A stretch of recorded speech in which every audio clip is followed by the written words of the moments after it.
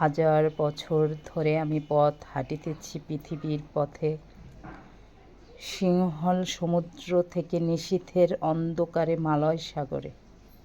অনেক ঘুরেছি আমি বিম্বিসার অশোকের ধূসর জগতে। সেখানে ছিলাম আমি, আরও দূর অন্ধকারে বিবর্ধ নগরে। আমি ক্লান্ত প্রাণ এক, চারিদিকে জীবনের সমুদ্র সপেন। আমারে দুদণ্ড শান্তি দিয়েছিল নাটোরের বনলতা সেন।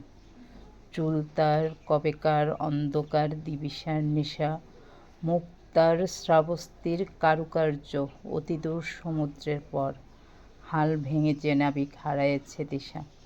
সবুজ ঘাসের দেশ যখন সে চোখে দেখে দারুচিনি দ্বীপের ভিতর, তেমনি দেখেছি তারে অন্ধকারে।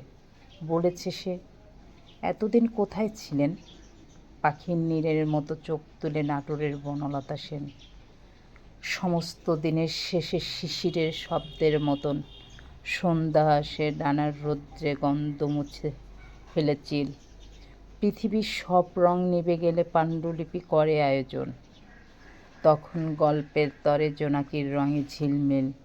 সব পাখি ঘরে আসে, সব নদী ফুরায়, জীবনের সব লেনদেন।